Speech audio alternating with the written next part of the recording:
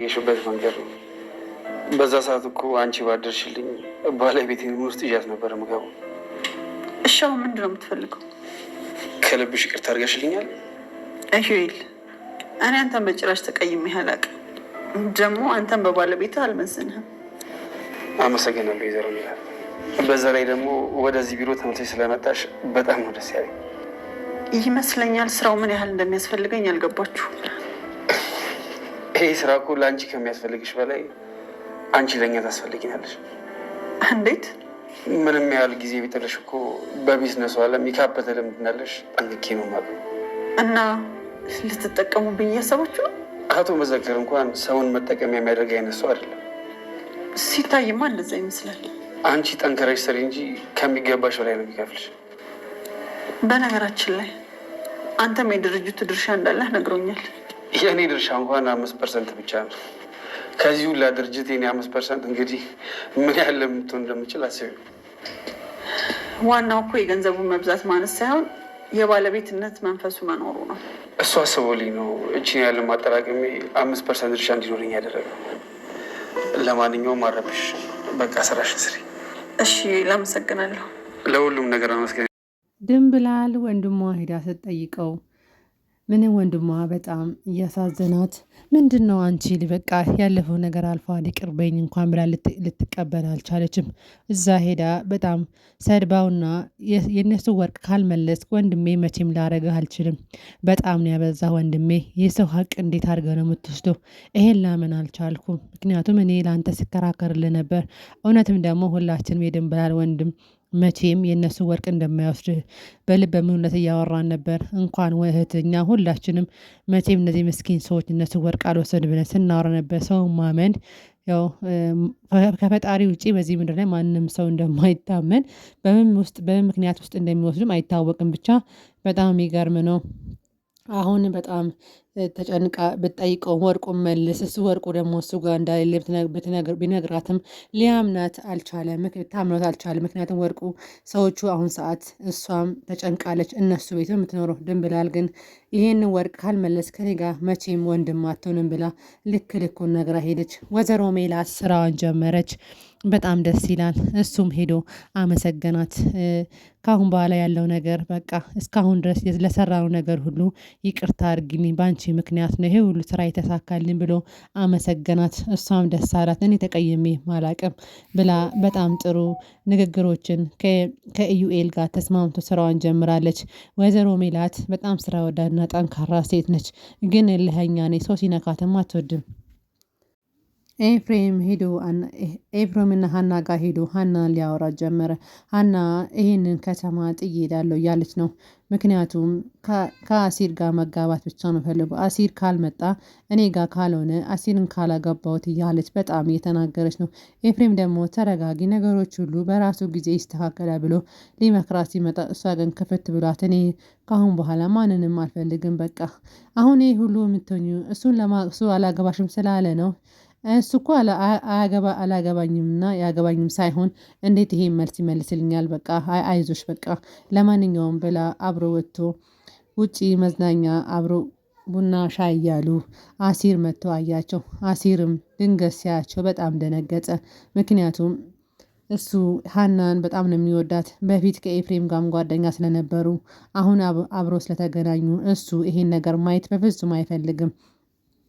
የድንብላል ወንድምን ወርቅ የሰረቀው ልጅ ወደ ጫካ ሄዶ እየተቀመጠ ከጓደኞቹ ጋር መመካከር ጀመሩ።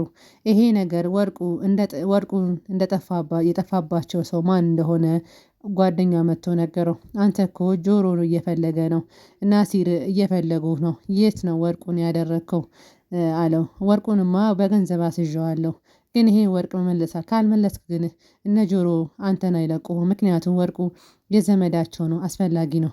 ኧረ እባክህ ግን አውቀዋል ወርቁ እኔ ጋር እንደሆነ አለ። አይ ማወቁንስ አላወቀውም፣ ነገር ግን ወርቁ መመለስ አለብህ። እንዴት ብዬ መለሱ? በቃ ለማንኛውም እንደምንም ብለህ ለመመለስ ሞክር፣ ካልመለስክ ግን አደጋ ውስጥ ነው። ከዛ የድንብላል ወንድም ተፈቶ ወደ ቤት ተመለሰ። ድንብላል ቤት እያጸዳች ነበር። ድንገት ዞር ስትል ከኋላ የድንብላል ወንድም ቆሞ ነበር። በጣም ደንግጣ ምን ልትሰራ መጣህ አለችው። ብላ ስጠይቀውም በቃ ተፈታሁ ከእህትዋ ብሎ እያፈረም እየተሸማቀቀ ወደ እሷ ሲጠጋም እሷ ግን ያንን ልታየው ማለት ልትቀበለው አልፈለገችም። ከቤት አባረረችው። ከቤት አባራ ብቻዋን እየተልጎመጎመች እያለ ከውጪ ወይዘሮ ሜላትና እነ ሰላም ሁሉም መጡ። ምን ሆነች ነው ብለሃል ሲለዋት ጊዜ በቃ በሷ በቅኔ አንዳንድ ቃላት መናገር ጀመረች። ሰላም ደግሞ እሷ የምትናገረውን ቅኔ በፍጹም አታውቅም። ማን ነው የመጣው? እስቲ ማን ነው የመጣው?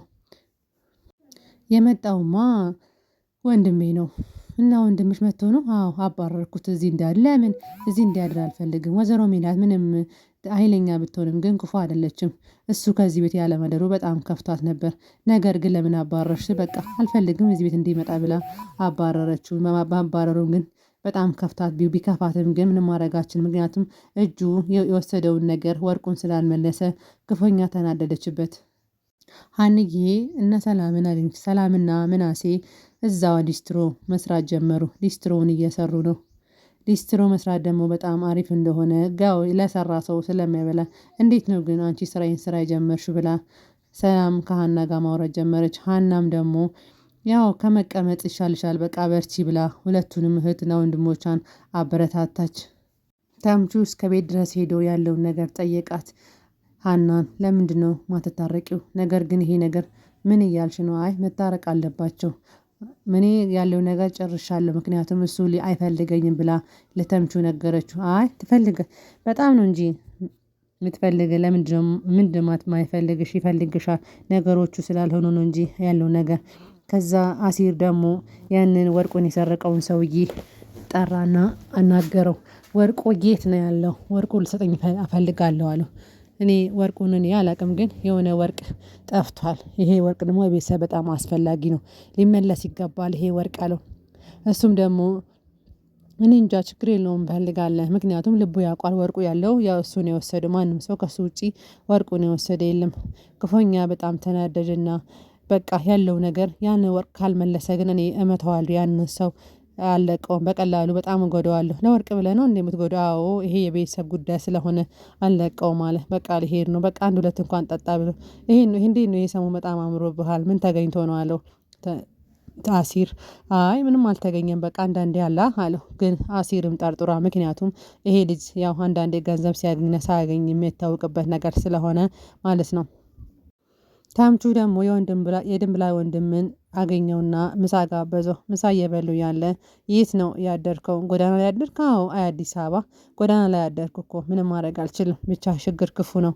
ኧረ አንተ በጣም ትገርማለህ። ይህ ሲቀጠቅጡኝ እኮ ነው ያደሩ። አዲስ አበባ ክፉ ነው አልተናገር። አይዞ በቃ እስቲ ከእህቴ ጋር አስታርቀኝ። ከእህቴ ጋር? እህቴ እኮ በጣም ቀላል ሰው አይደለችም፣ በጣም ከባድ ሰው ነች። ምንም አሰማም። እኔ ብላት ራሱ ምንም ነገር ልትቀበለኝ አልቻለችም። ሁሉ ጊዜ ምሳ የምትናገረው ቅኔ በጣም ኃይለኛ ነው። የራሷን እንጂ ማንንም እኮ አሰማም። እኔ ብታስታርቀኝ ብዬ ነው ብል ስለው ምሳ ከበሉ በኋላ ወደ ቤት ሄዱ።